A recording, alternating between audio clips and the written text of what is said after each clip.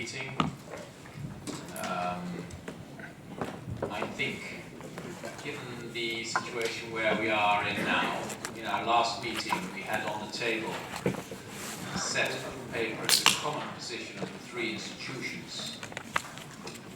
After having put those on the table, there were last proposals from the Greek side, and we asked the institution to look at those. We've now reconvened to hear basically the position of the Greek government, to see where we are. And Eurogroup in our last meeting, of course, did not take a formal position. There was no agreement between the institutions and Greek authorities at the time. So I think it's fair to give the floor to Yannis first to tell us about the position the Greek government apparently already has taken, to be informed about that, and then we'll take it from there to see what our position should be. Yannis, can I give the floor to you first? Thank you, Jeroen. Thank you, colleagues. In our last meeting, we were presented with quite a comprehensive set of documents from the institutions containing proposed prior actions, a debt sustainability analysis that was endorsed by the Commission, but not fully at least, by the International Monetary Fund, as well as a proposal regarding funding for the proposed period of the 5-month extension. Now, the prior actions that were presented contain many parts that we consider very difficult to convince our Parliament about, and therefore they make it extremely onerous for us to pass through Parliament this particular set of prior actions. Now, even setting, however, that aside, what makes, in our estimation, impossible to pass through Parliament this comprehensive proposal by the institutions is the lack of an answer to an important question. Will these painful measures at least give us a period of tranquility during which to carry out the reforms that we need to carry out? Will a shock of optimism counter the recessionary effect of the extra fiscal consolidation that is being expected of a country that has been in recession for 21 consecutive quarters? And the answer to us, the honest answer, is no. The institution's proposal is offering us no such prospect. As for the funding that is being put to us for the next 5 months, we consider it to be problematic in a variety of ways. Firstly, it makes no provision for the state's arrears caused by 5 months of making payments without disbursements, and of the falling tax revenues that are a result of this prolonged negotiation and the constant threat of Grexit, which is wafting in the air. Secondly, the idea of dipping into the funds of the HFSF, I called it cannibalizing the HFSF, in order to repay the ECB's S&P bonds in July and August, constitutes a clear and present danger.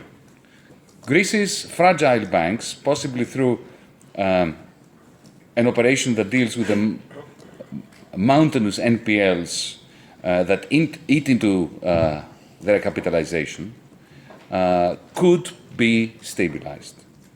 However, by using up this fund for the purposes of repaying the S&P bonds held by the ECB, we're doing away with a very important resource that the second program, the current program, has designated to this task of dealing with the problem of the banks.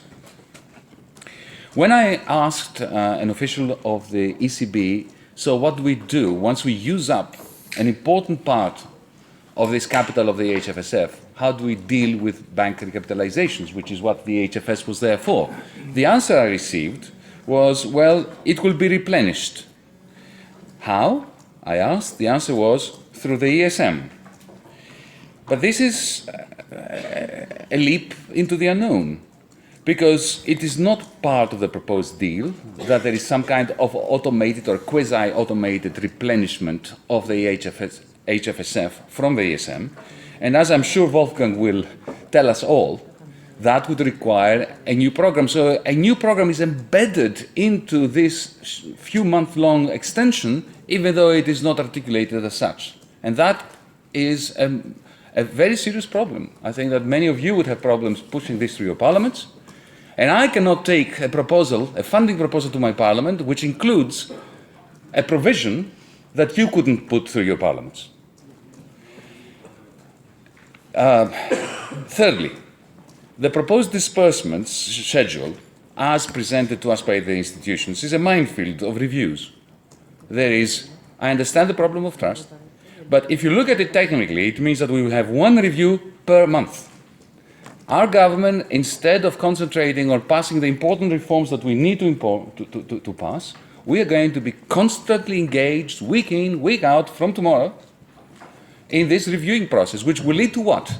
It will lead to another negotiation, like the one we've had over the last 5 months, with the institutions, with the Eurogroup, consecutive Eurogroup meetings, sometime in October, November, in order to determine the parameters of a new program. And I don't think that none of us can actually take this process as it is implied by this proposal of the institutions that was tabled here 2 days ago. Fourthly, given that it is abundantly clear that our debt will remain unsustainable by the end of this year, and that market access will remain as distant as it has been of recent, it is our assessment that the International Monetary Fund cannot be counted upon to disperse its share, 3.5 billion, the share that the institutions are counting as part of the funding package on the table. And that is another problem. If I'm asked in Parliament, my Parliament, what are the chances that this part of the funding package is going to be dispersed, in all honesty, I'll have to say to them, minuscule. These are solid reasons why our government does not consider it has a mandate to accept the institution's proposal.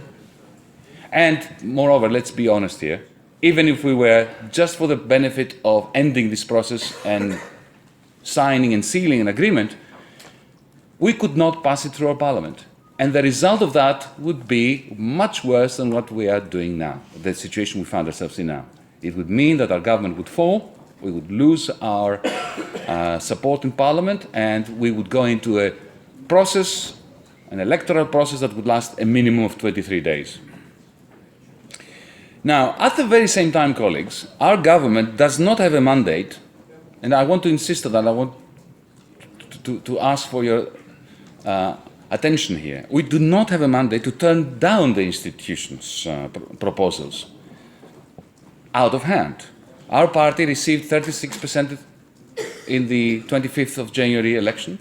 Together, the two governing parties have just over 40% of the vote.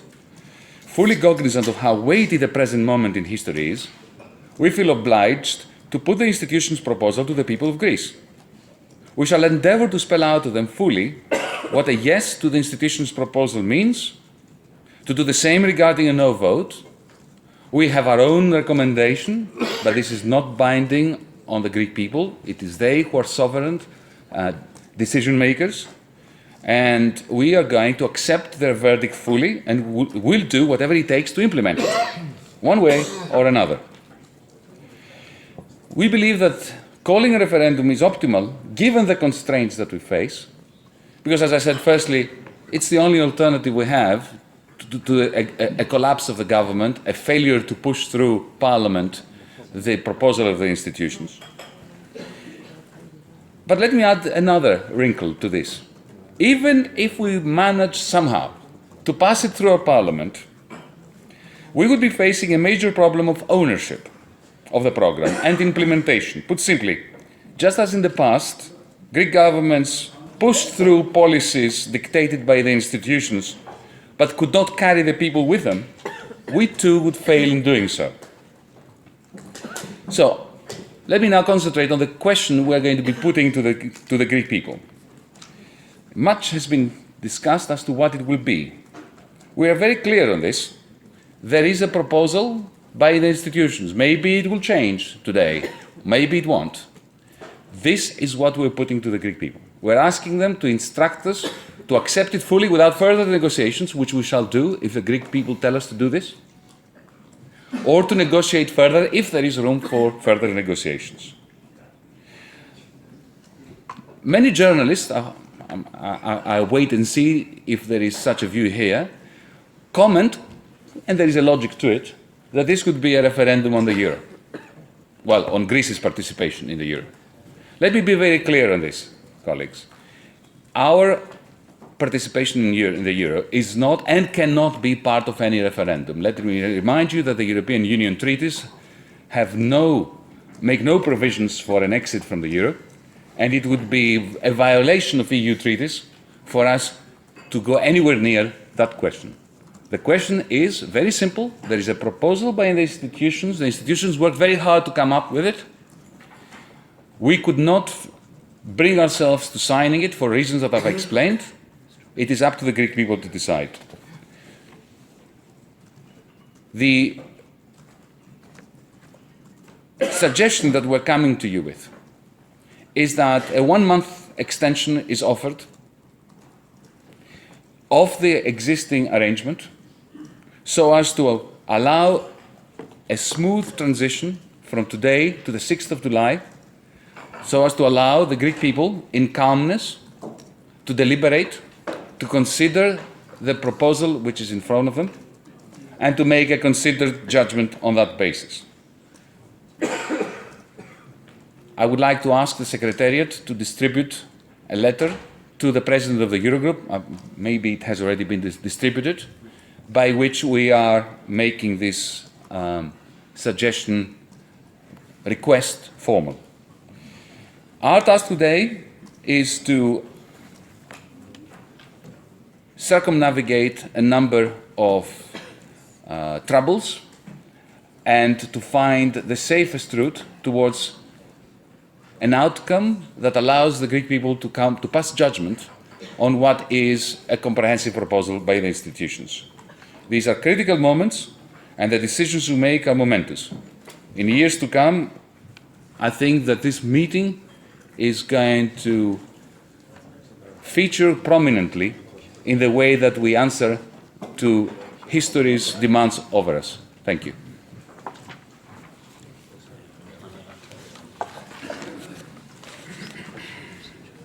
Thank you, Yannis.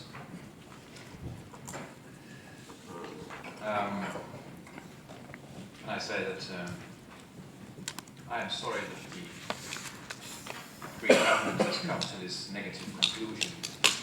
It's not prepared to come to an agreement with the institutions on the basis of the proposals that the institutions have jointly put on the table. But I think that's a political fact that we have to accept at this point. Before us now what consequences we think that should have. And there's also a request from your side on the table. The reality of the situation is, given that negative decision, will be no agreement before the expiration of the program, Tuesday at midnight. And that is the situation where we are. The responsibility of that aligns with the Greek government, given the fact that they've taken this decision to end the talks with this conclusion. I will give the floor to ministers, as I think this is very much a political decision. The institutions have done their work and put joint papers on the table in our last meeting. So I will give the floor to ministers to start with.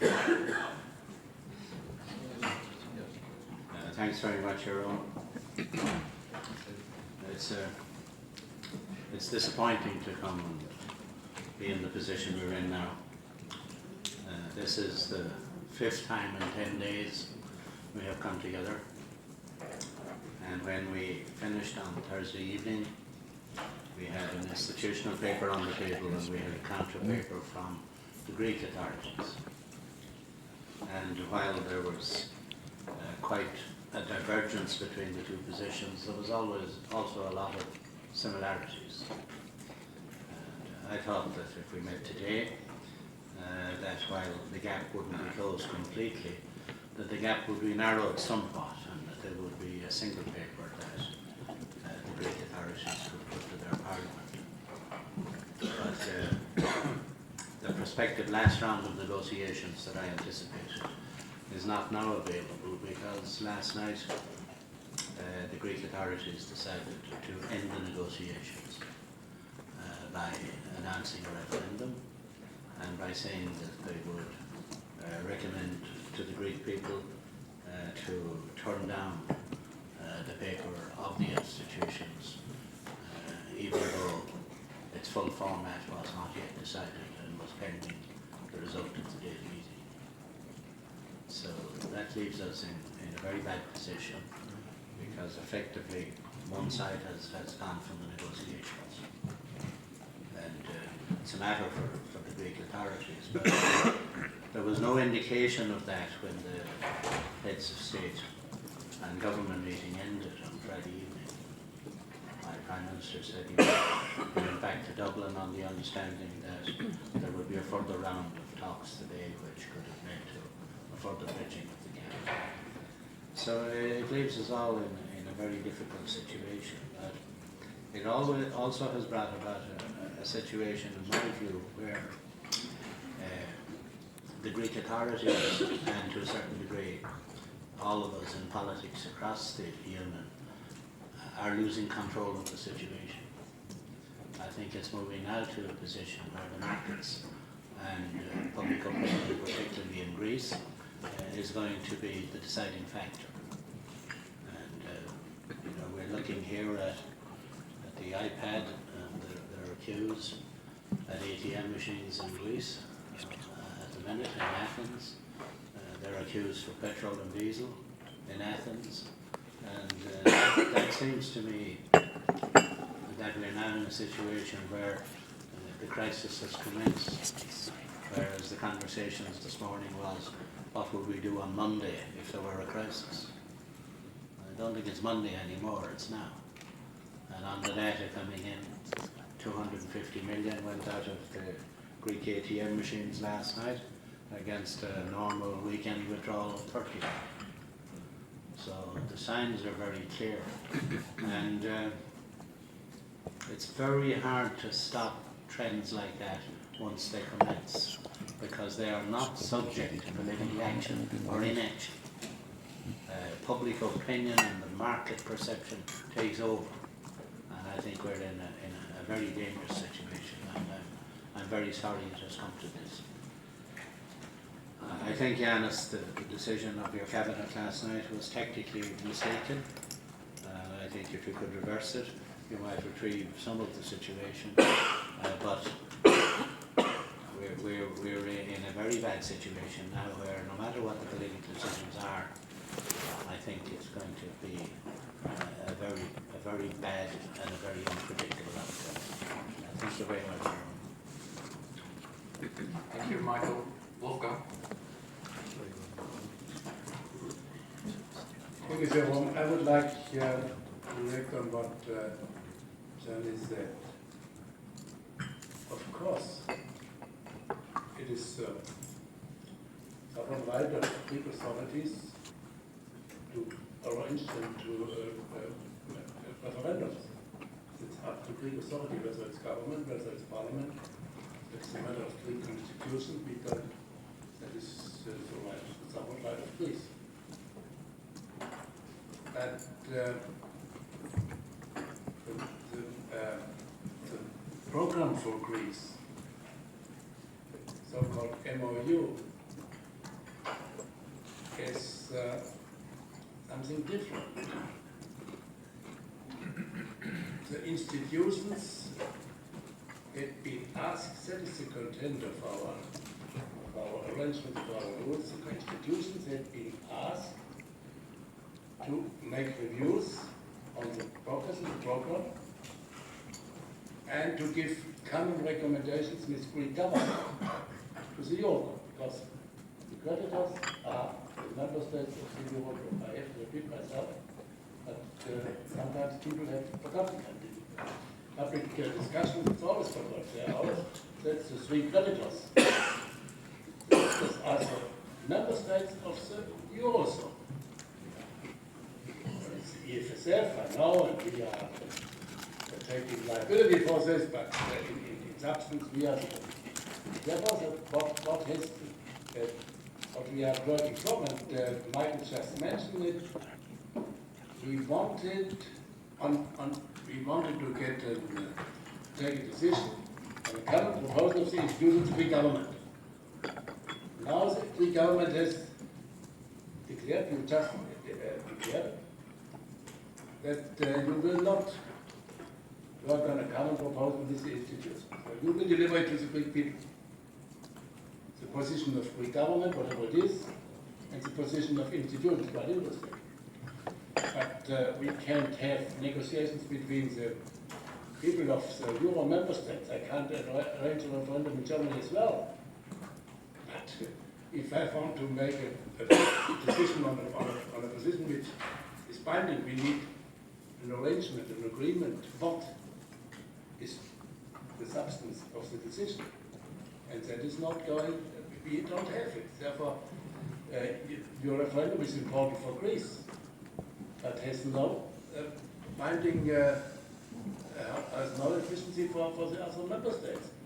The given program runs out on the 30th of June. And without any common proposal, we can't think any, we can't even think on any extension. That's impossible. Therefore, sorry to say, this is no way to get a solution. Therefore, we have to take stock of the situation as it is, and that's what I mentioned just by Mike. Thank you. Edward.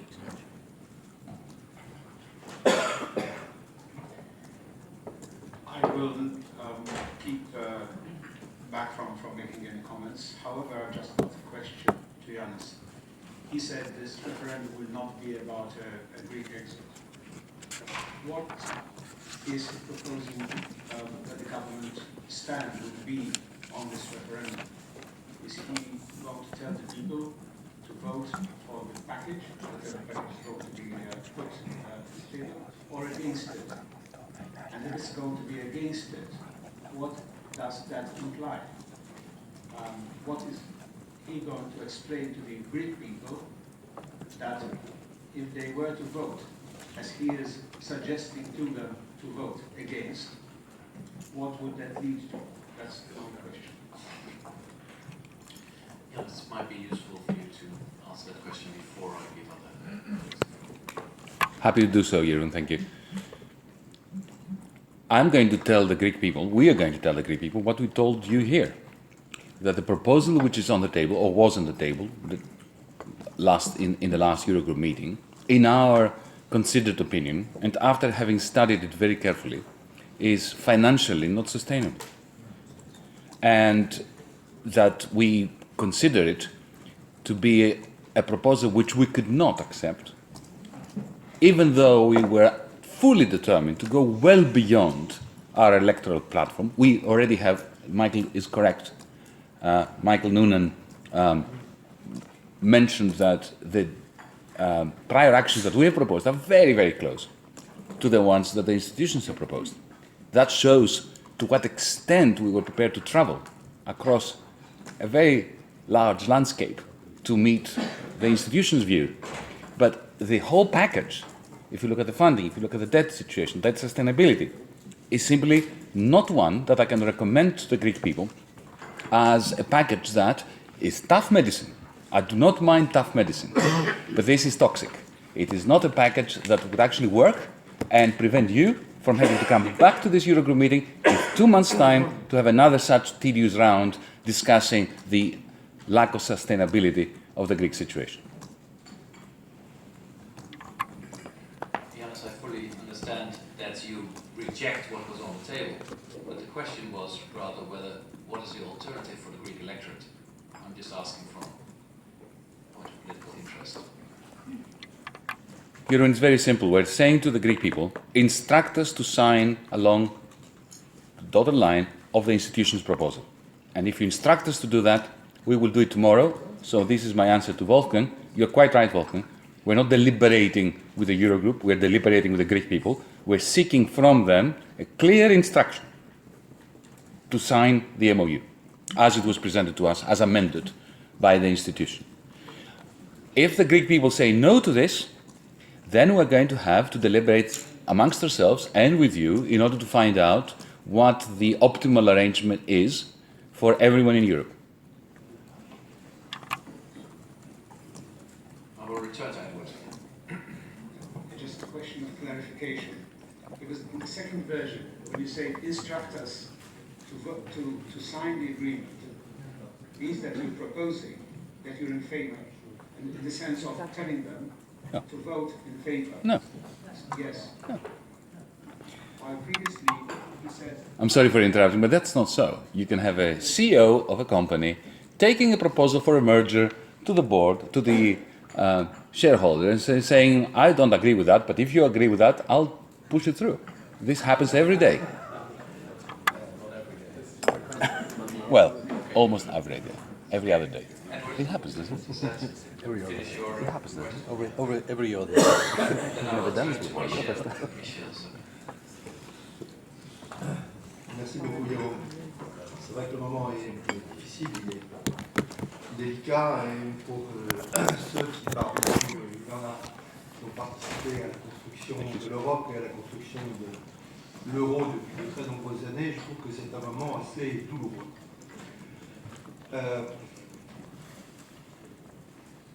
Qu'un pays, ça arrive à d'autres, souhaite se tourner vers sa population par référendum, en lui posant une question le plus claire possible, pour savoir quelle est l'opinion majoritaire dans ce pays. C'est une démarche qui est indiscutable dans son principe. C'est une décision politique, en l'occurrence du gouvernement grec dans sa proposition du Parlement dans l'adoption de la motion référendaire. Elle est, je le répète, légitime et indiscutable. Ce qui est plus discutable, ce qui est plus incompréhensible pour moi, c'est la nature de la question. Quelle est la nature de la question? Puisqu'il faut que cette question soit compréhensible, soit la plus claire possible dans son énoncé, comme dans ses conséquences. Quelle question allez-vous poser au peuple grec?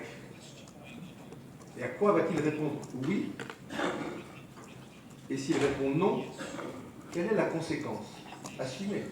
C'est sur ce point-là que je trouve que les choses méritent plus de clarté, y compris pour nous permettre à nous de prendre de bonnes décisions. Je l'ai dit vraiment avec l'esprit d'un pays et d'un ministre de ce pays qui, tout au long de ces difficiles discussions d'Eurogroupe en Eurogroupe, a cherché à voir quels étaient les moyens de se comprendre les uns les autres et d'essayer d'apporter la meilleure réponse possible dans le respect, je l'ai dit, je crois, dès le premier jour, Jérôme, qui m'avait donné la parole à ce moment-là, dans le respect à la fois de la démocratie qui s'est exprimée en Grèce, il y a une nouvelle majorité, et dans le respect des principes qui fondent le fonctionnement de notre communauté de destin qui est là.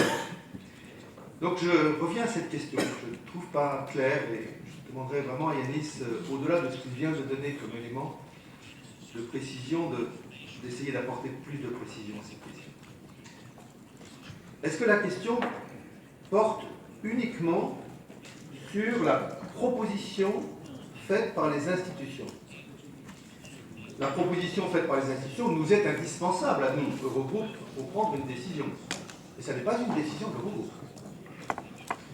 Est-ce que la question porte, j'ai cru comprendre là à l'instant, sur la proposition qui aurait fondé notre décision des institutions, mais aussi sur quelques éléments dont nous avons commencé à discuter sans jamais prendre ici encore de décision, et cela faisait débat bien sûr entre nous, sur la question du financement, au-delà de mardi prochain, pour les mois qui viennent, sur la question dite de l'investissement, et il y a des propositions très intéressantes qui sont faites par la Commission et en particulier M. Juncker pour soutenir l'investissement en Grèce, et sur la question très difficile, mais que nous avions déjà abordée en novembre 2012, de la soutenabilité de la Grèce. Est-ce que la question va porter sur ce paquet global?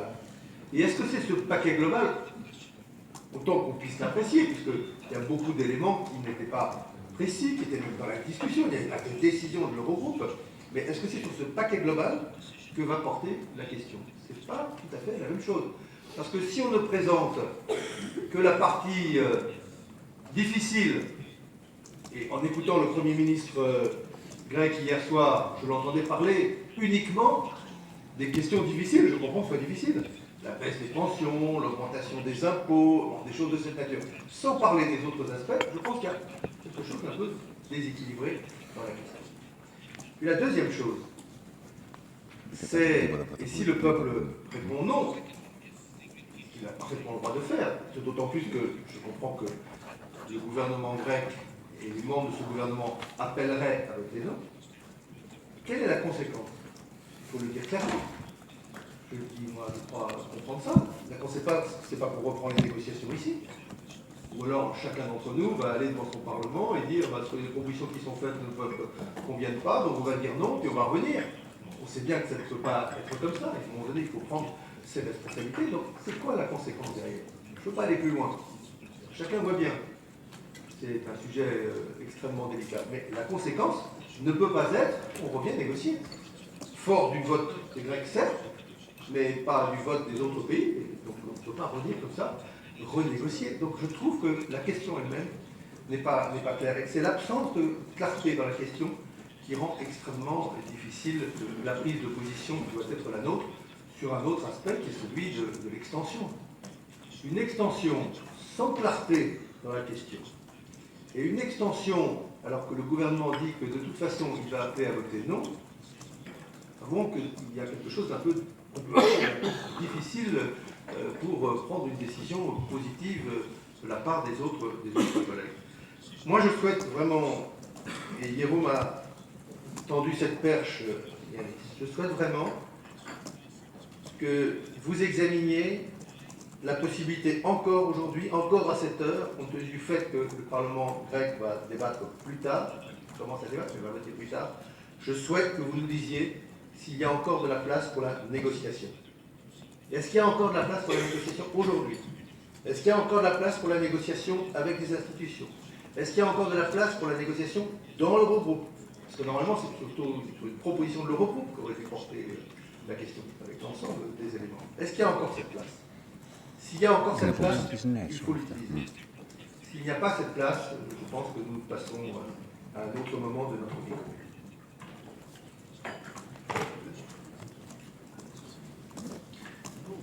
Yes, I think once again that's basically a question in your direction. Thank you, Aaron. Well, the answer, let me go straight to the answer that I want to give to Michel Sapin. The answer is, of course, yes. There is always room for negotiation. There's always room for deliberation. Colleagues, the process is simple. The institutions and the member state negotiate. The institutions have the final word on the draft agreement that is put to the Eurogroup. If the member state and the ministers agree, okay. The great unanswered question is what happens if there is no agreement, either because the government of the member state says no or because it defers to the electorate through a referendum as we have done. Then we enter uncharted territory, which we must chart together. But again, Michel, we are here, we are open to having discussions, and rest assured that if the global package is in equilibrium, to use an expression that you used earlier, we will reconsider. But the question we have to answer to our own parliament and to our own people is this package that we agreed to, does it contain a significant probability that we'll be able to recover in the next few months and set off on the road to recovery? If the answer is that we are agreeing to a hurdle, well, a series of hurdles that come together, come attached with very stringent measures that enhance the recessionary elements without offering any chance of achieving escape velocity towards the end of this extension, then our recommendation will have to remain to the Greek people that this is not a sustainable offer.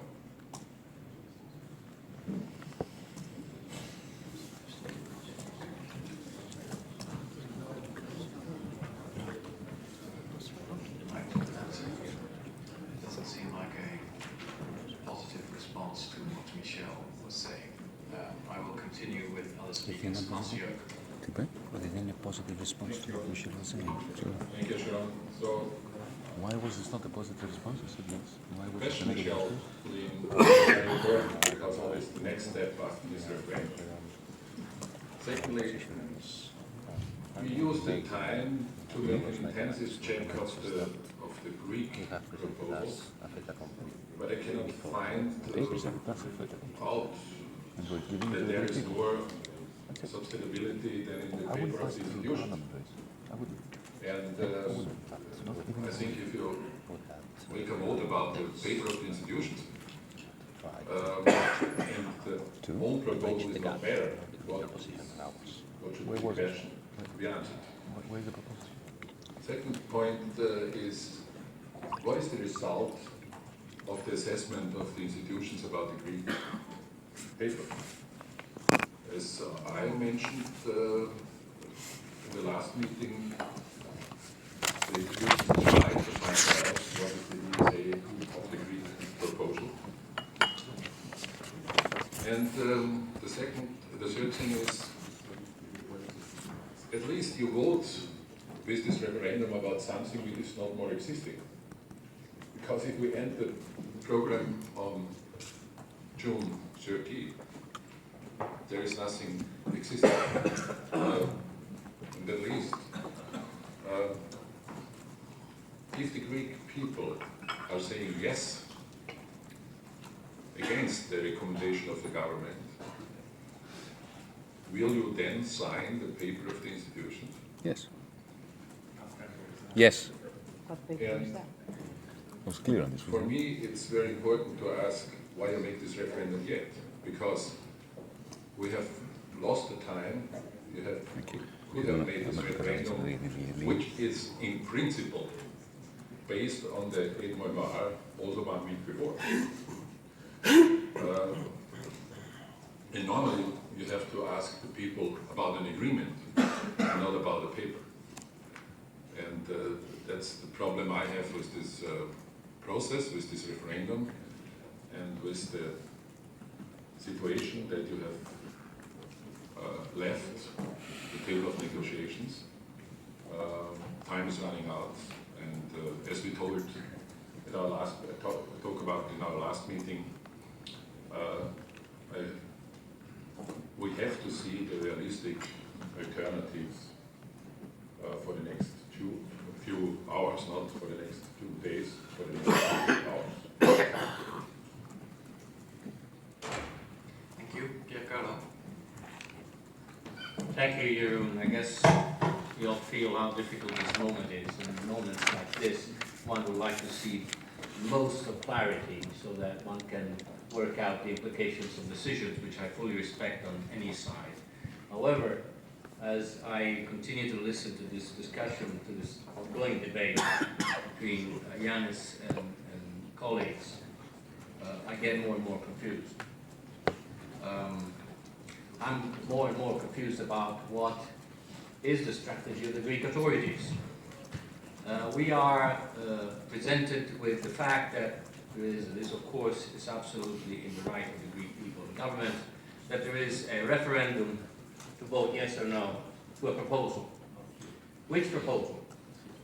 May I ask politely whether you're going to describe measure by measure, alternatives by alternatives to the Greek people, what views are, and what if, for instance, in the mind of the electorate there is agreement on one measure and disagreement on the other measure.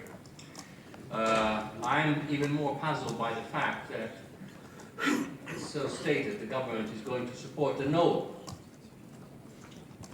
rather than a yes, then, as Hans Jörg was asking, what if the result is yes? Is that a no confidence vote in the government? You also said, Yanis, that you might want to ask the Greek people to have a mandate on a long-term program. Is this a different referendum, or is it going to be in the set of questions? And then, if you ask for a mandate for a long-term program, are you going to also explain that in order to get a long-term program, which since the beginning I personally supported, there are some steps which are necessary, given that there is a current program?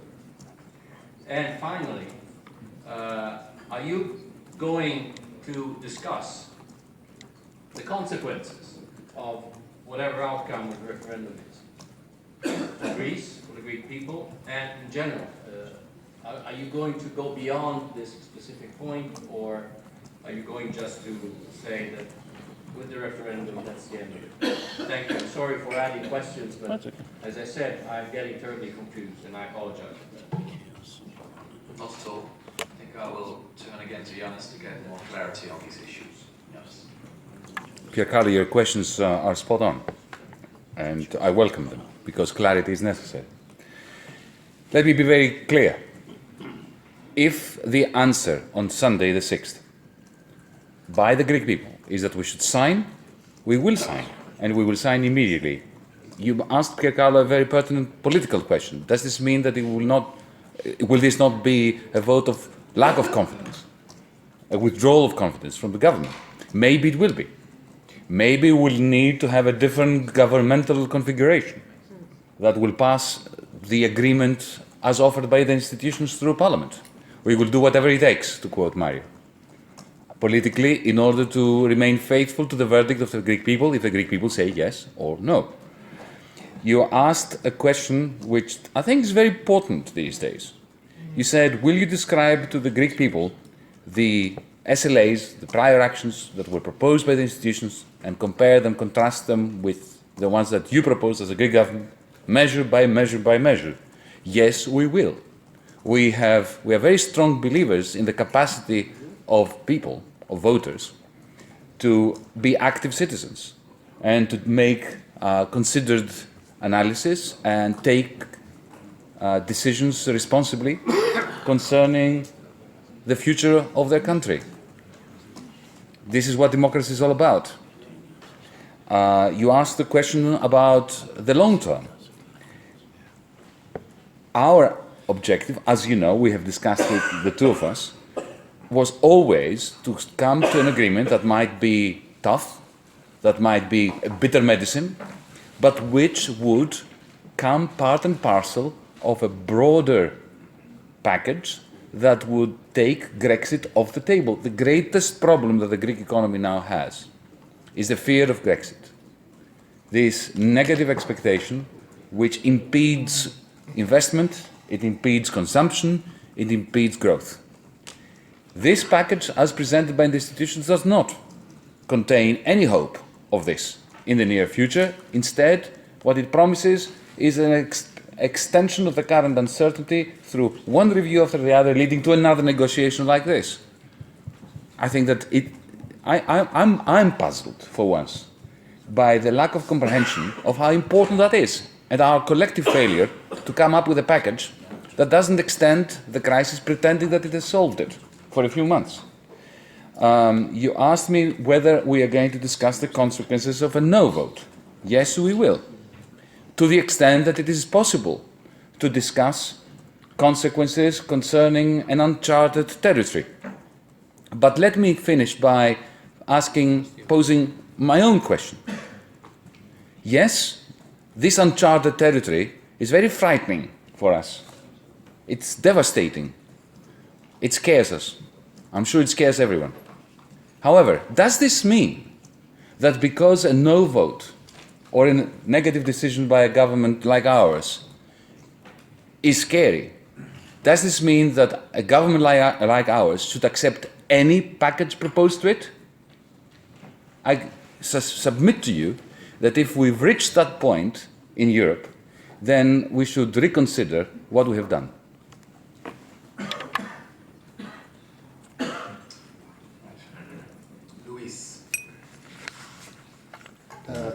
Yanis, I am, in full agreement with what Michel has said about the legitimacy of the requirement to call a referendum. You are fully entitled to do that. But at least let me say you something. I think that this referendum is a little bit, taking into consideration the specifics, a little bit particular. First, it has been called with 8 days in advance. It's the first time that I see in my life a referendum with such a short notice. I don't know. Perhaps we can look at the track records of previous referendums, but it's going to take place the referendum on July the 5th. And today is July 27th. June. The second point is about the question that has been also pointed out by Michel, perfectly, and everybody knows, and we are politicians, that in referenda the question is vital. I don't know what kind of question you're going to put. Regardless of if this is a proposal that is not the proposal of the Eurogroup, it's the proposal of the institutions. Well, we are having a referendum about a proposal. Well, this is something that has been put forward by other colleagues, and I am not going to elaborate anymore. Thirdly, and this is also important, you are supporting the no.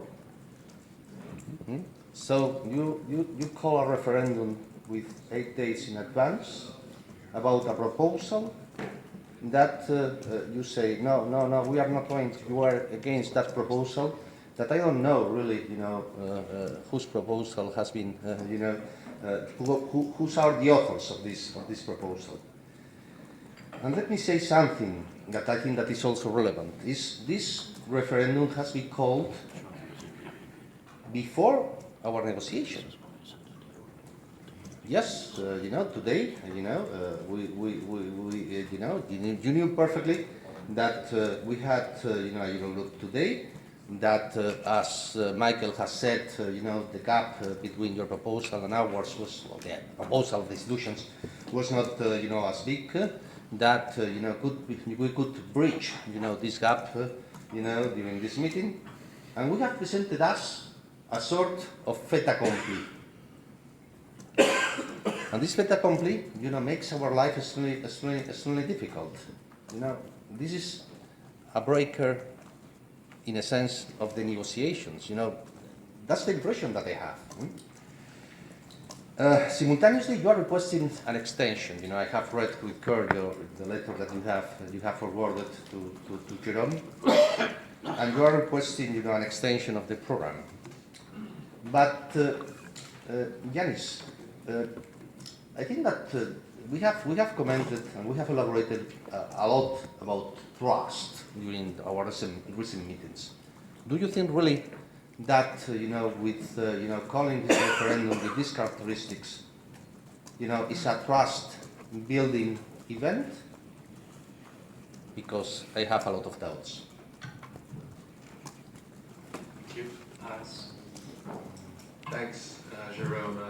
I'd like to make 2 comments and then perhaps a few questions to Yanis. I think I agree with all colleagues that either last night or this morning, depending on when you got the news, was a very unpleasant surprise. And I also agree with Michael, with Hans-Jürgen, with Wolfgang, that in effect I think this basically ends the process.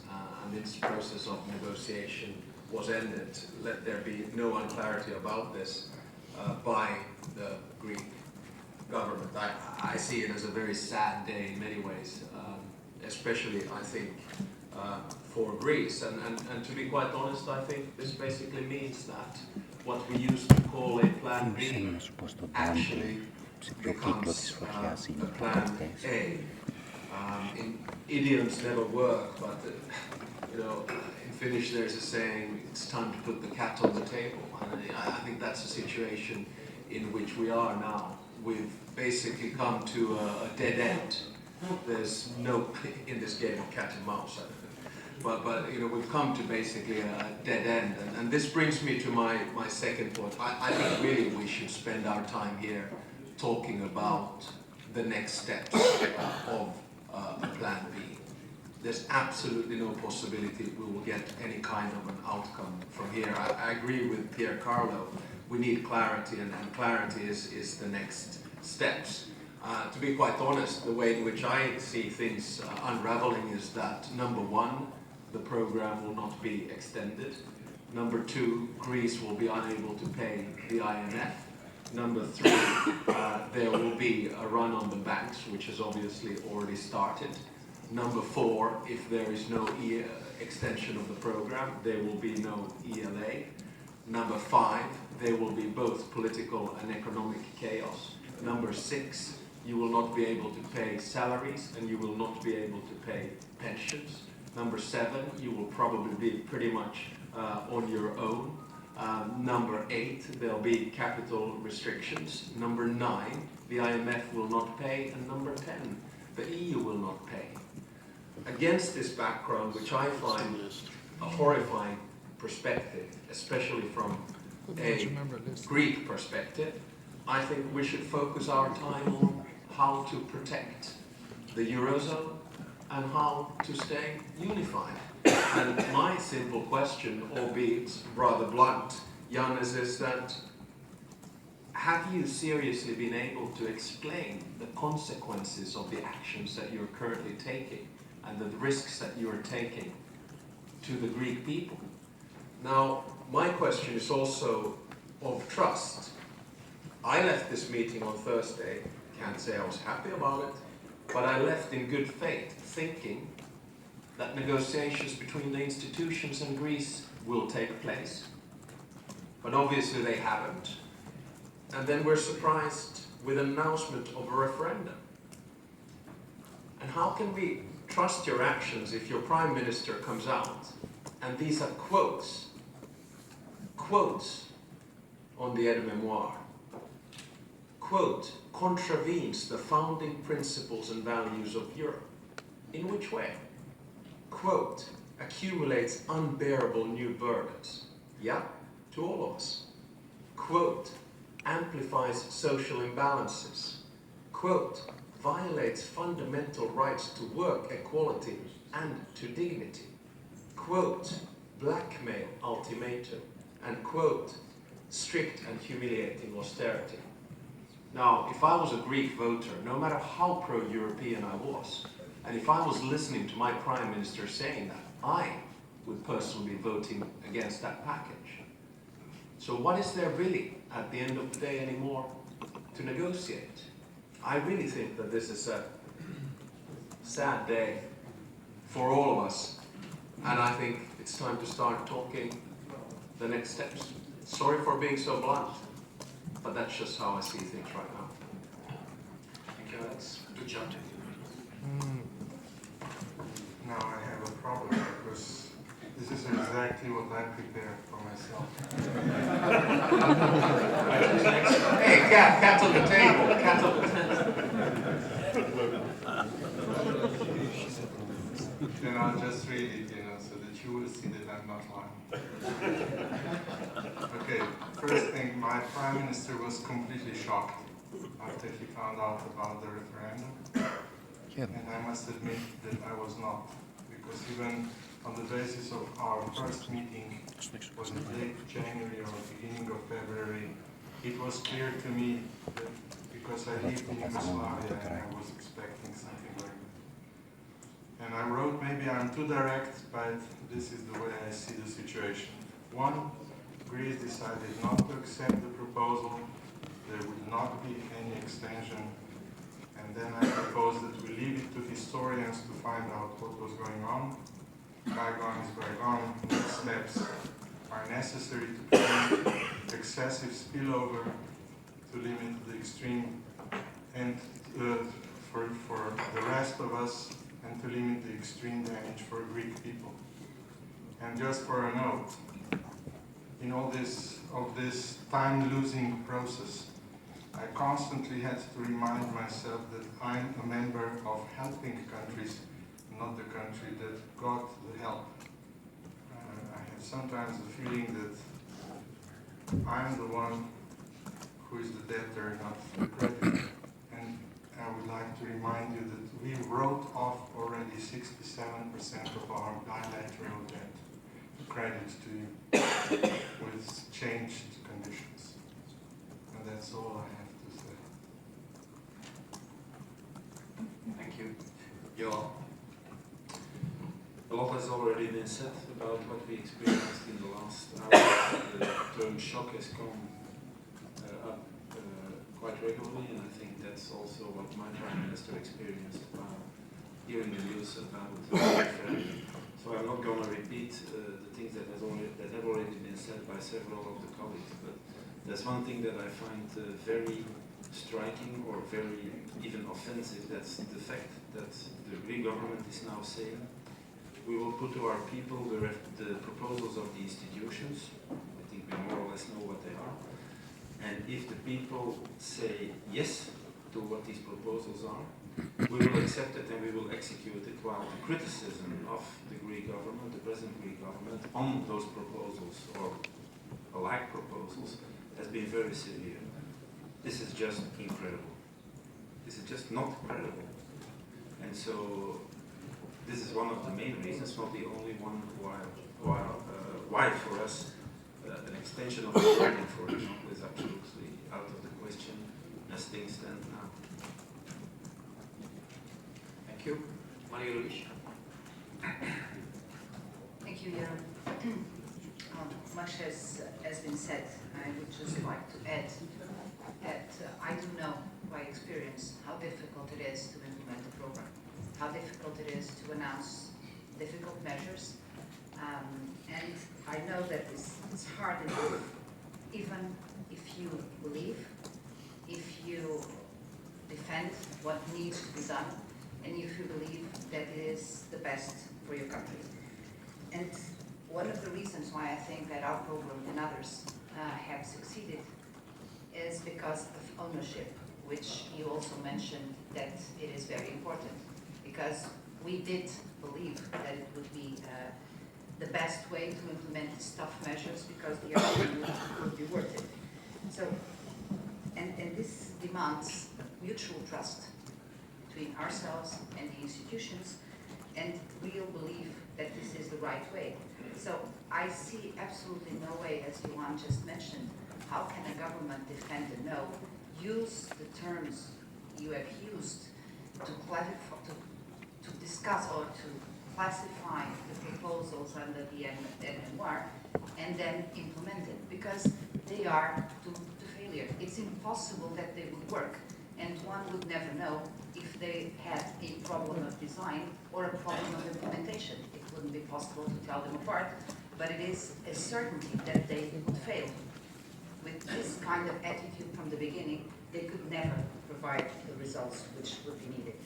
So obviously I, like everyone else I'm sure, fully respect your decision to make a referendum and to ask your people whatever you think should be asked. But please bear in mind that whatever comes out of the decision of one country cannot presume decisions from all the other 18.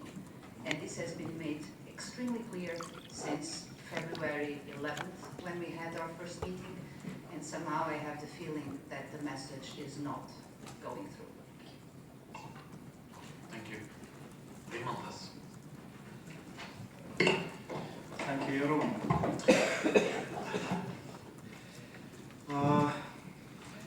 From the very beginning, this negotiation with the new Greek authorities seemed very strange to me.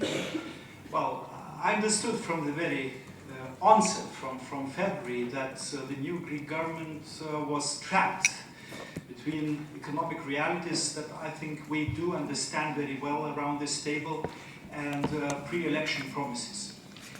And this is a difficult situation to any new government. Of course, the political elite of the country should work upon overcoming these post-election syndromes, and I think in many countries pre-election promises and the real action differ. more or less in different countries. It depends on the style of this election campaign, but nevertheless, please recall that at the very first meeting, Pierre Moscovici told that there are 3 trajectories.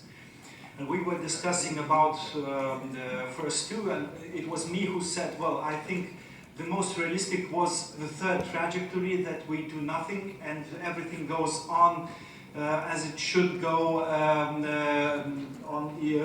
based on economic grounds. My thought, my hope was that sometime later the new Greek government will feel the economic reality that it encounters in the country and things will start normalize.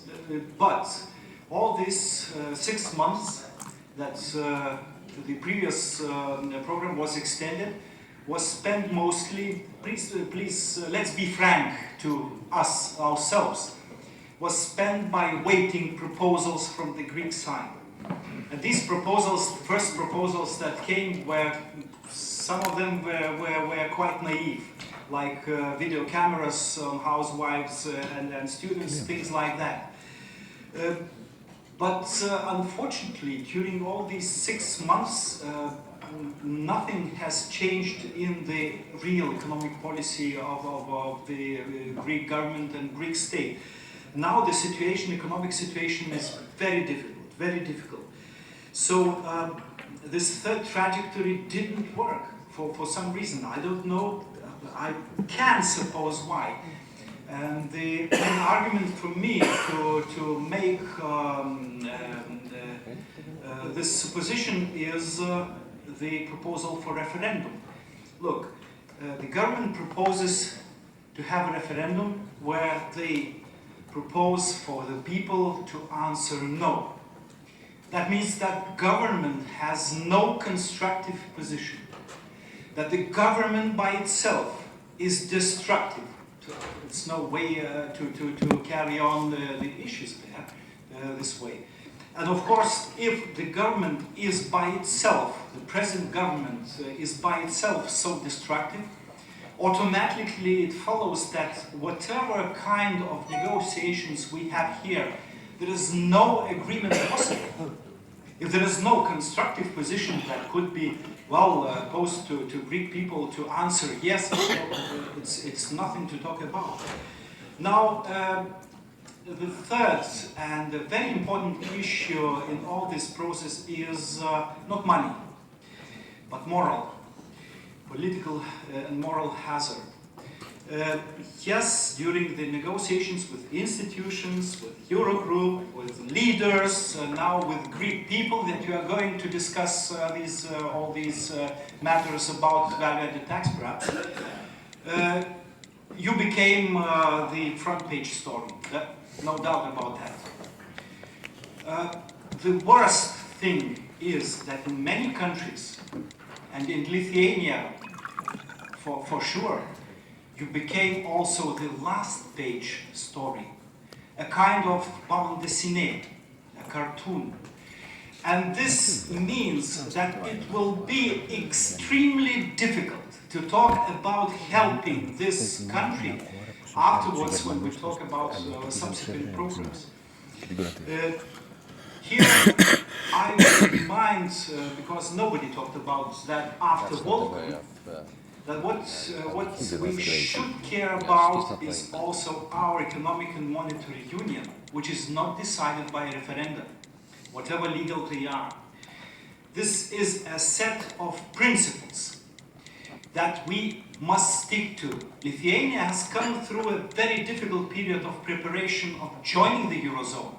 And we brought letters signed by Prime Minister, Minister of Finance and the head of the central bank, rather than, computer printed letter that we got today asking for almost no reason to extend the present program again for 1 month. The previous, that was signed only by Minister of Finance, which doesn't mean the decision of the government. At least enumerated reasons for what's reason the program should be extended. Now we haven't even that. So I think we should stick to the principles. I agree very much with those who said that no extension of the present program is possible because there is no substance of such kind of extension. And I agree very much with Alex, who just enumerated a list of items that we should discuss today.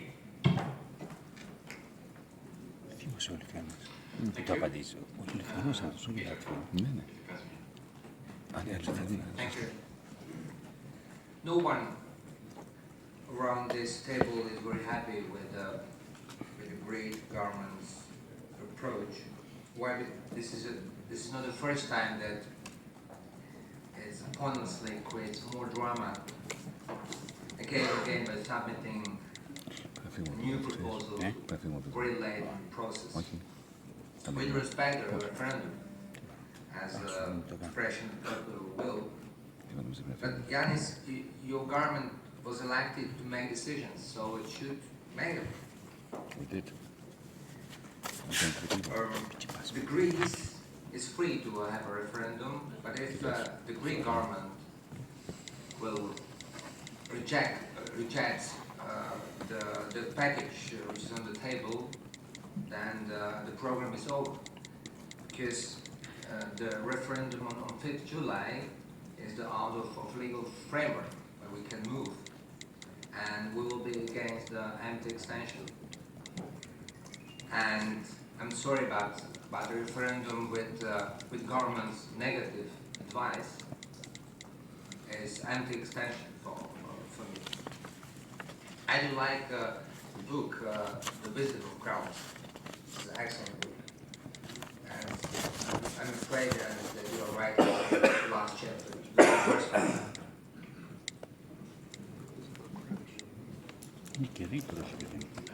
Eric. Yeah, I can be very brief. Holding a referendum obviously is entirely up to the Greek government. And as Michel has just explained, it may not be completely clear what the Greek government intends to ask and in what manner. But what is completely clear is that there will likely be no in-principle deal today between the creditors and Greece. And frankly, such a deal doesn't seem realistically in sight. So I'm afraid that time is up, and the deadline is clear and has always been clear. And I see no reason for an extension to this situation. Pierre Camille. Thank you, Jérôme. I think, speaking on behalf of a country that is a firm believer in the euro and in the virtue of what we have built together around that common currency, today is a very sad day.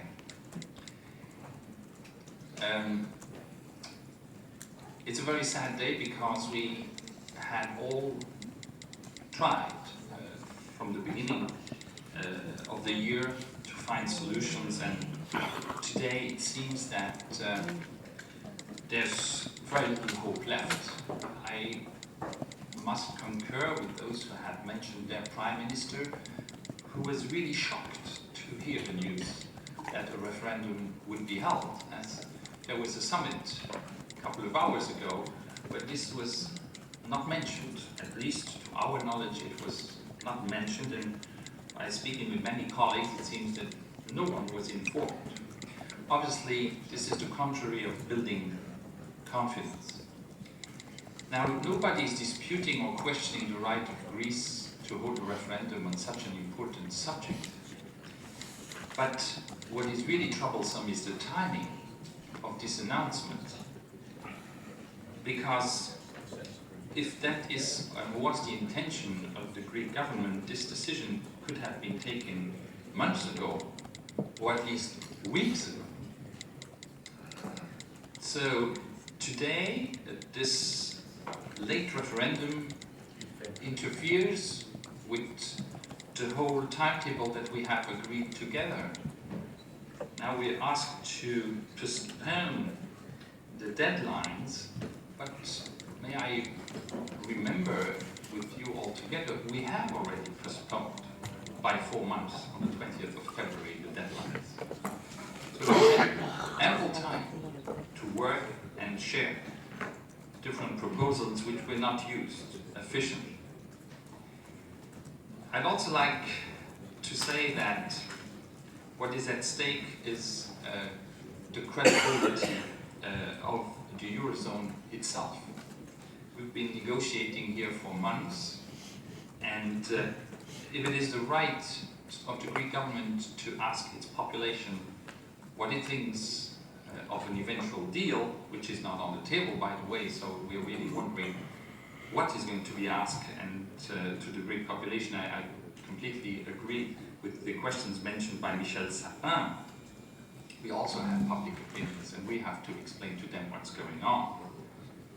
So in this context, I really don't see a perspective of how we can continue to negotiate. Where is there still space to find a common solution?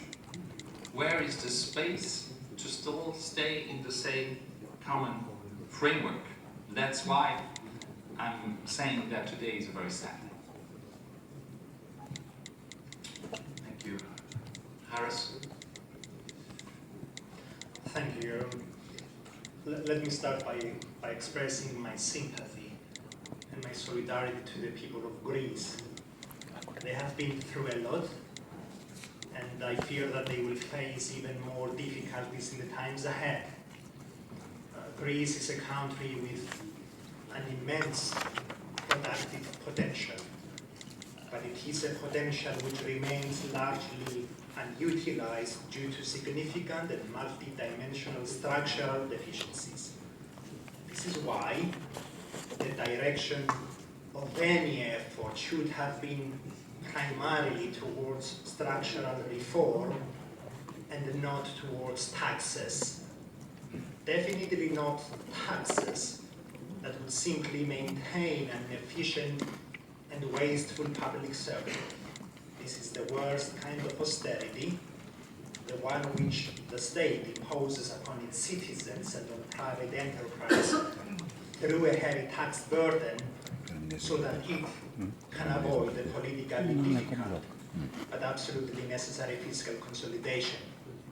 Greece has found itself in such a protracted, vicious circle of austerity because until now, the reform and consolidation efforts always fell short of expectations and remained incomplete.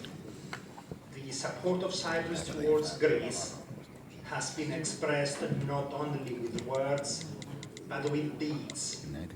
Through the PSI of 2012, Cypriot banks sustained a loss amounting to 25% of the GDP of the country, which led to the escalation of the Cyprus banking crisis and ultimately to the bail-in of depositors. Another 2% of the GDP represents the contribution of Cyprus to the Greek financing program before Cyprus itself came under a program. Any further debt sustainability or debt relief arrangements would be acceptable on our part. Speaking of banks, however, and noting that no arrangement has been reached leads me to a final very important point. Almost 15% of local deposits in Cyprus are being held with subsidiaries of Greek banks. And we know that Greek banks are already under severe pressure. Let me clearly state that we should not be taking any chances, nor should we rely on the expectation that there will be no contagion or that depositors will behave calmly and rationally. Mutually beneficial options are available. As we speak, there is at least one prospective private sector buyer for these subsidiaries. I'm not asking for favors or for financial assistance, but I do expect and request that specific actions will now be initiated in order to ensure the financial stability of Cyprus and that will keep Cyprus on a path to recovery. Harris. If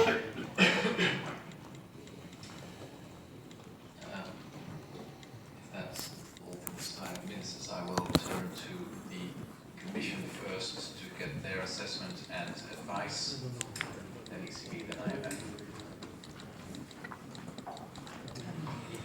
Okay, thank you, honorable colleagues. Well, of course, we are now in a very difficult situation with very unpredictable consequences. As you are aware, we have worked for weeks to conclude the review, and when we met 2 days ago, we presented a joint view of 3 institutions on comprehensive set of measures which we collectively backed. So there was this input on table, and Eurogroup asked the institutions to assess these also the Greek counter-proposals, which were also tabled, to see if they contain suggestions which strengthen overall package and to report to the Euro working group. This we have done. Euro working group took stock this morning. But there are 2 elements about which I wanted to emphasize, which I believe are somewhat misleading from the presentation of Greek authorities. First, on the ultimatum, it was very clearly made from the point of view of 3 institutions that we are ready to continue negotiations. And in fact, we were continuing negotiations yesterday, until the moment where Greek negotiators stand up and left the negotiating room, apparently being instructed so after the decision of the referendum has been taken. So the question here is that there is a proposal of institutions which was filed on 25th of June. There is a proposal of institutions which reflects the state of play in negotiations yesterday evening by the time the negotiators left the table. So,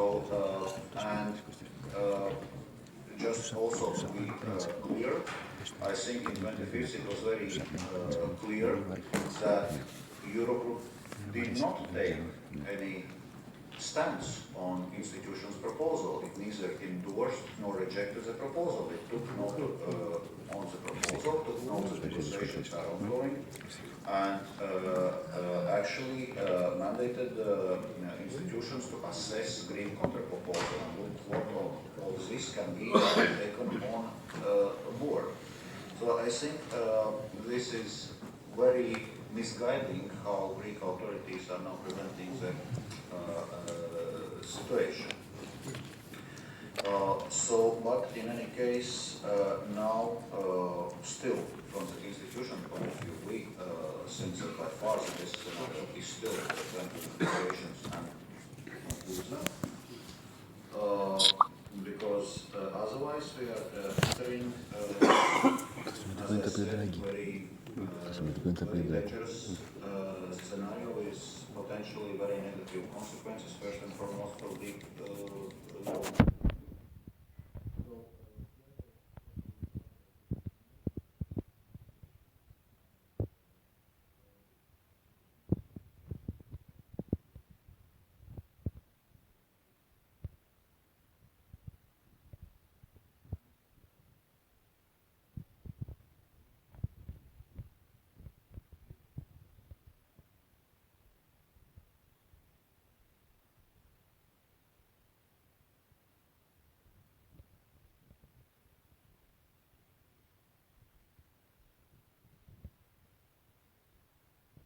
Commission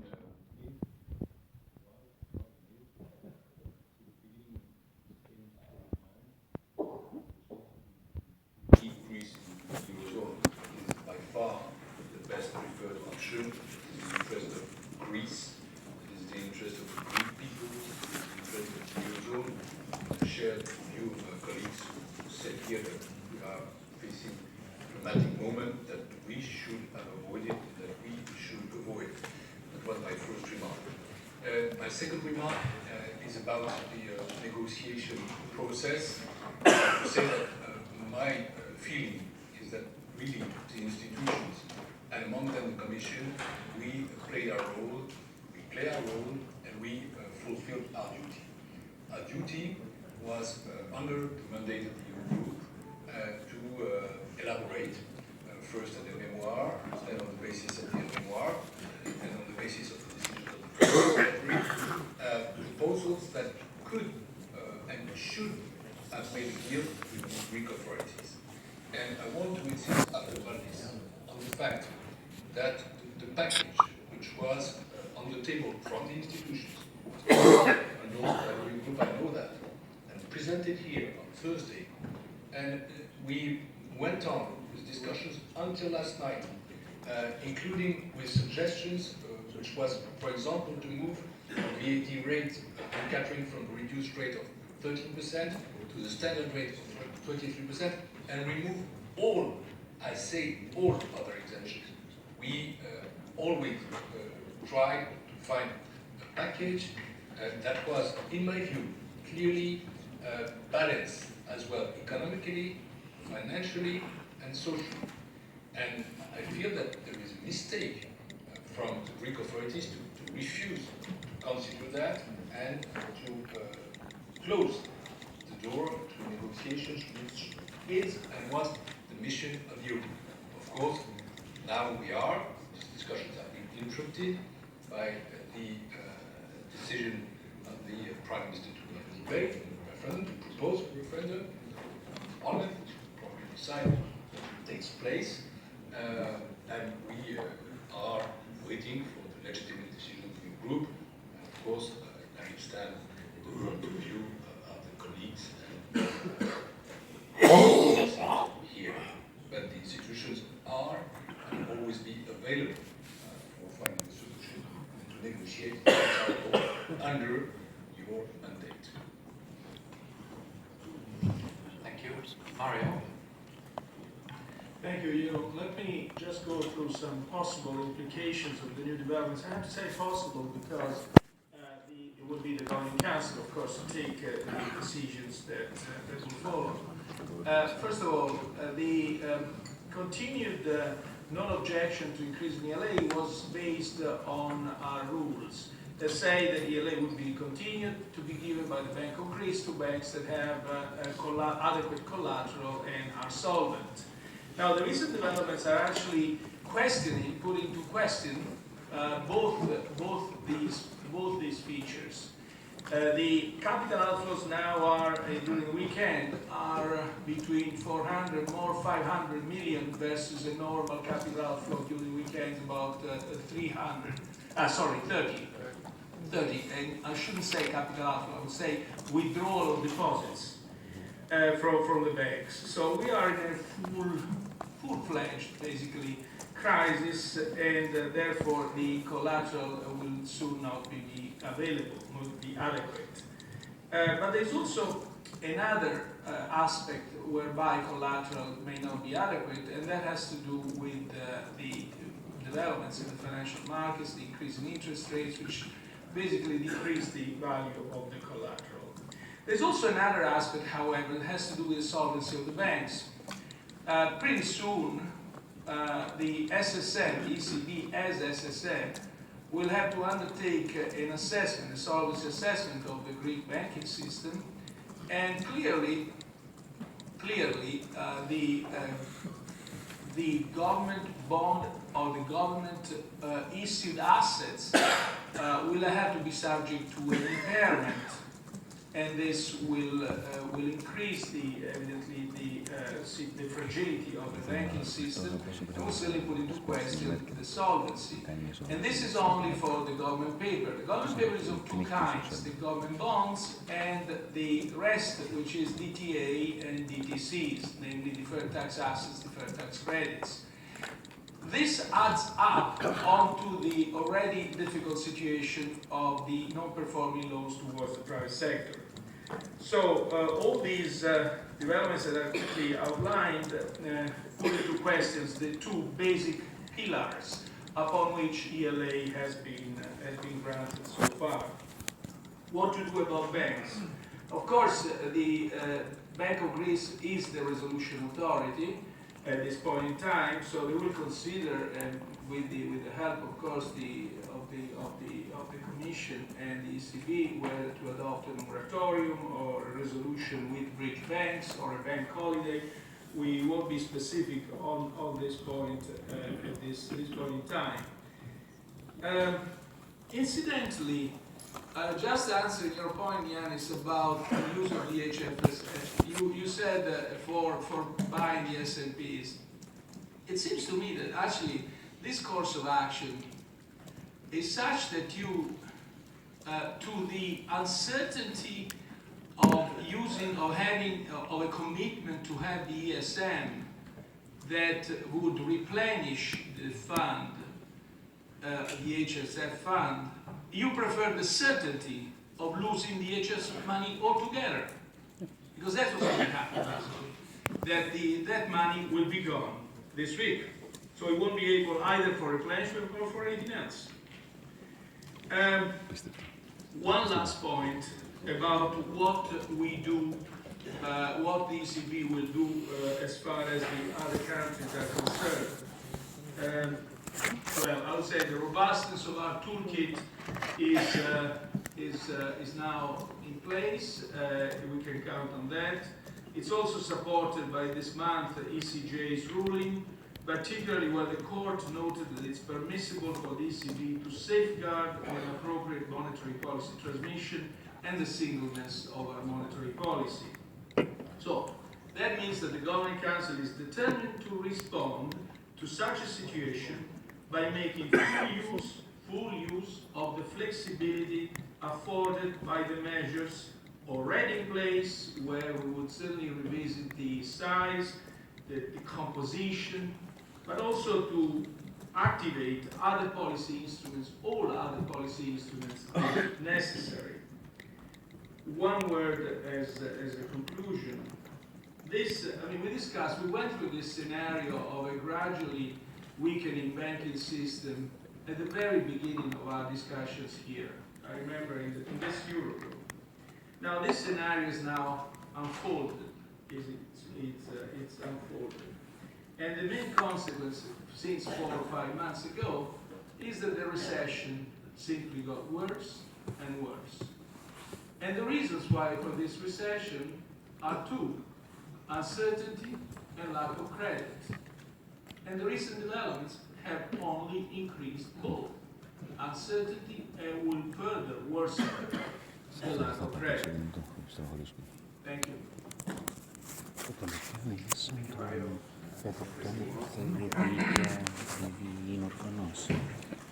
Well, thank you very much, Jeroen. I have to say that from a personal perspective as well as from an IMF perspective, I was also shocked when I found out at the very early hours of the morning that negotiations had stopped with the team and that a referendum was announced by the Prime Minister of Greece. I was certainly not involved in the consultation process that may have taken place in that respect, and it came as a massive surprise and a very sudden development of this. Clearly, many of you have expressed the frustration, the sadness, which I share as well, and acknowledging that this is a complete breaking point where what has just been described by Alexander and supplemented by Mario is likely to unravel in the next hours.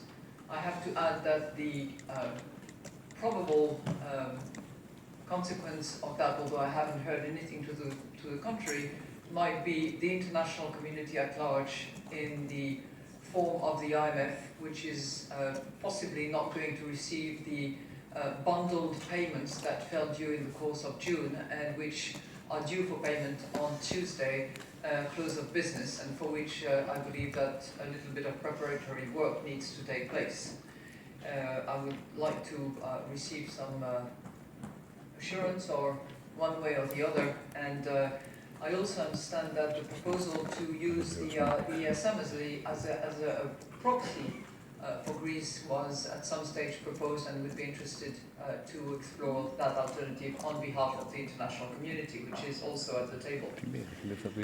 I would just like to submit one thing. I just cannot understand why, while Greece says that there has been a total lack of confidence on the part of the creditors at large, including all the euro area member states as indicated by Volcom, and at the same time, when the negotiators recognize that between the three institutions' joint proposal and the Greece later proposal, there is hardly any difference, and we are so close, which I have slight doubt about. But if it is that true that the Greek position is very, very close to the three institutions, then to actually bridge that gap of lack of trust, it's really on Greece to make the gesture of moving in that direction, and actually to decide not to go in that direction, not to go and clinch a conclusion that would mean accepting the proposal by the three institutions, assuming it will be endorsed by the Eurogroup members, of course. I don't understand why this is not happening, and it falls on the Greek party to actually do that. Now, I understand equally that for that to be balanced, it also relies heavily on assurance that, subject to implementation, the creditors, the European partners, will be there to support financially, to organize the debt operation if necessary, as provided under the DSA, in order to give some financial future. But things clearly need to come in that sequential order, given the bridge of trust that has taken place. So, that's really what I would like to suggest. Why do you not take that step, given the shortage of trust and the closeness that you allege? Thank you.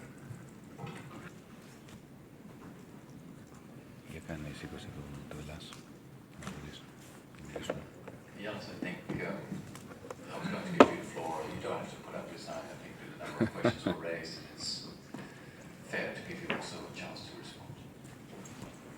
Thank you, Jeroen. I shall begin with a question that, and a comment that my good friend on my right here, Luis, made. Luis, today in the Eurogroup, we are making very important decisions, but nevertheless, as it has been said so many times, ministers in this format do not negotiate as such. We don't have the capacity to negotiate in this format. We negotiate with the institutions.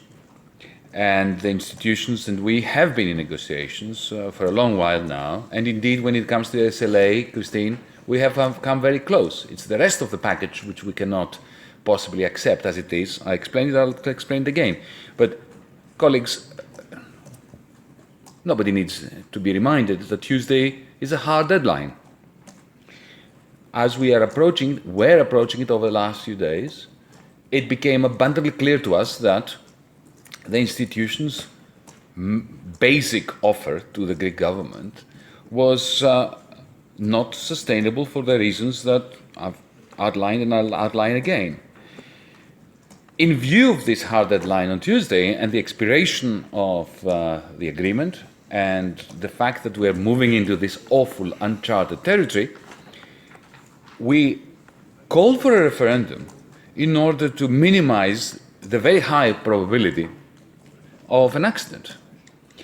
As I said to you repeatedly, we do not believe that even if we campaigned very strongly in Parliament in favor of the proposal of the institutions, we would manage to push it through Parliament. And then we would have 3 weeks, 4 weeks of uncertainty. So we would crash again, even more certainly.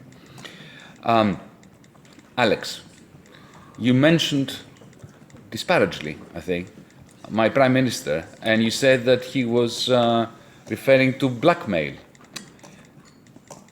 That would have been a terrible thing for my Prime Minister to have done, but then you proceeded in giving a 10-point list, I believe, 9-point list, that could easily and fairly be interpreted as a set of outcomes from saying no to this proposal that smacks of a blackmail.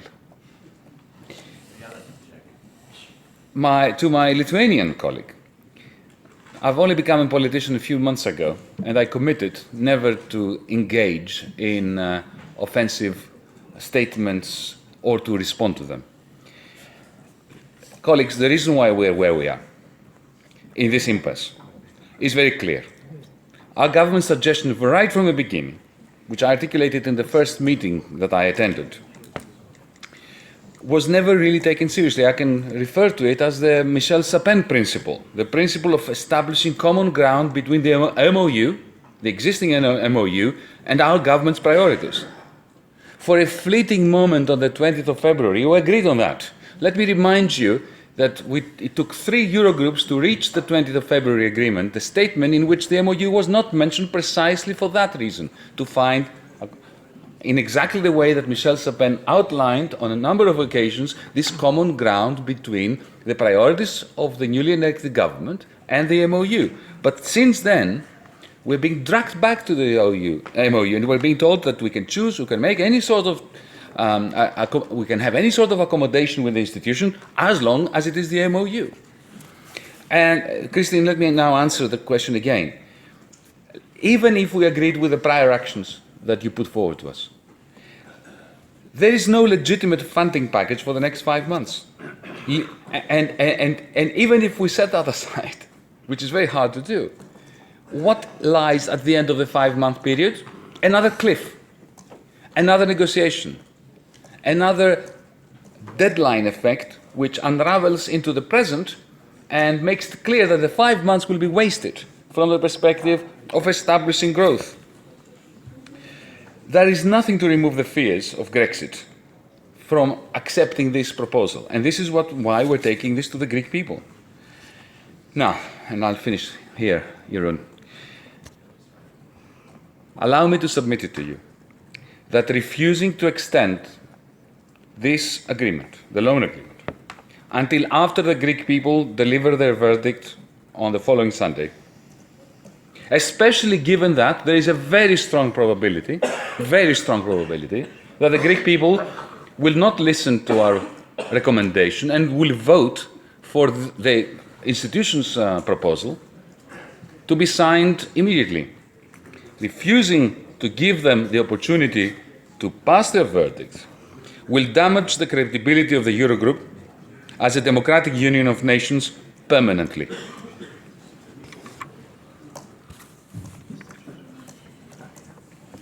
Right. Colleagues, I'm going to try and come to a conclusion of this part of the meeting. I explicitly say this part of the meeting because if I think we will come to the conclusion that I have in my head, we will have to have a second part of the meeting, which is about next steps. I think Alex and Wolfgang made that point quite early. But I think we should have a second part of the meeting. First, the conclusion of this part of the meeting. I think it is very important to realize that the institutions have worked very, very hard with the Greek parties to try and reach an agreement within the framework of the statement of the 20th of February, which allowed for some flexibility on different levels. The institutions have throughout the process made use of that possibility, putting in that flexibility. Some have actually said maybe too much and have expressed their concerns about the credibility of the outcome. But there was no final decision made on that because there was no agreement. But it needs to be stressed that the institutions have used, taking into account also the current economic setback in Greece, have used the flexibility that was allowed. At the end of our last meeting, we stressed that the door is still open and we asked the institutions to look at the last, which came in very late, the last proposals by the Greek authorities. And they have done so. And if I now understand correctly, the talks continued even yesterday, even last night, until the Greek representatives at the table were called back by their governments. And therefore the talks stopped. I think that is a fair description of the process. until last night. And if Yanis says we are so close, then the question is quite fair. If so close, why walk away? But the Greek government has decided to pull out its people and therefore to break off the talks, however regrettable. The government has rejected the joint position of the three institutions that was put on the table so far, which is, in our mind, at a too early phase, as on the technical side talks were still continuing, and according to Yanis, we were so close. Some question that, but let's presume that it's true. We never got to the final stage of the talks, which could have been today. The government rejected, therefore, the position of the three institutions that was on the table and put a proposal to the Parliament, which is being discussed as we speak. A proposal to have a referendum in a week's time with a negative advice of proposals that were not finished, finalized, nor part of an agreement, certainly not complete, as Michel Sapin rightly said.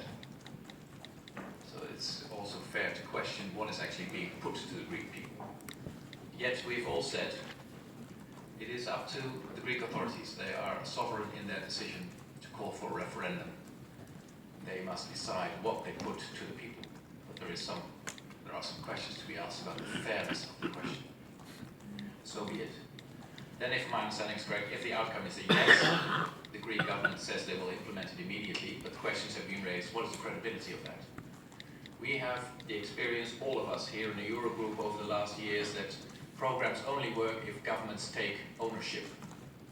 And a government that has strongly criticized the program, has put it negatively to its voters, would then implement it in that scenario.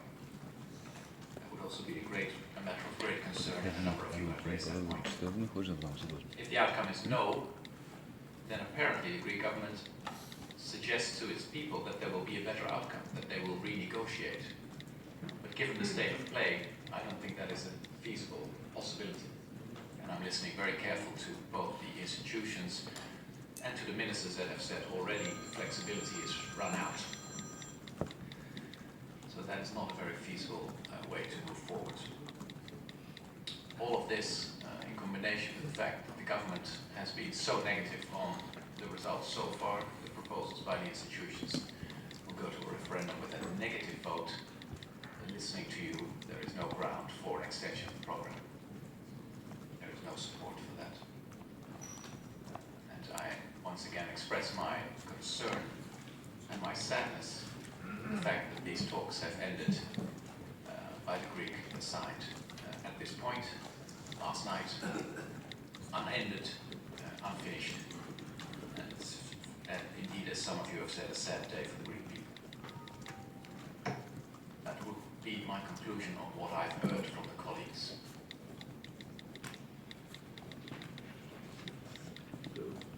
Let's see, Michael would like to react. I just want to ask do you propose now to have a communication strategy and a statement from the meeting that reflects the summary you've just put before us?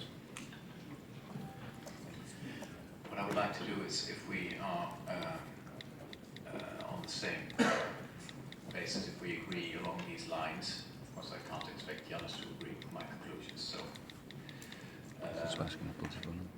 then we will try and draw up, I think, a written statement along these lines. I think it's important to be very precise on these conclusions. Secondly, I think we should then close this meeting of the Eurogroup, and I shall have a press conference to make this public. And we could, at a later moment, not too late, don't worry, reconvene for an informal meeting of Ministers of Finance, 18 Ministers of Finance. That would be my proposal. To talk about further steps we have to take to protect the Eurozone country and the monetary union as a whole. Of course, invite the institutions to be present. Their information on preparations in these scenarios are very valid, so we need that, of course. But we a different meeting, a different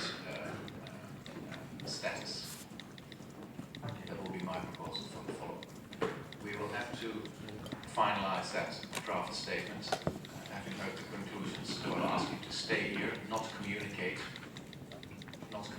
not Twitter from this room. We need to do this in an orderly manner. We will draw up the statement as soon as possible, so we can agree on the text and the wording.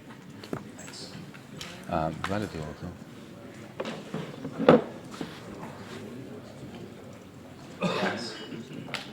I have a technical question for you.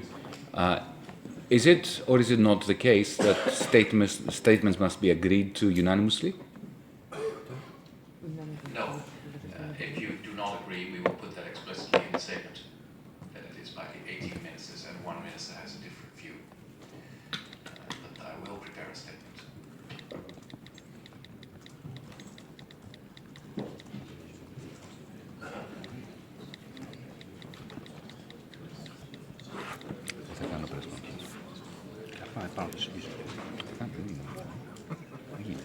Κάτσε να δώσω να μιλήσουμε πρώτα και με τον Τράγκη.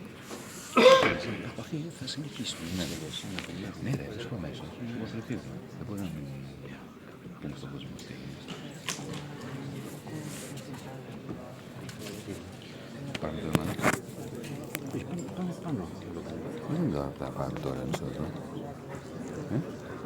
Πάνω τη ώρα και το μήπο. Να πει να μιλήσεις δύο.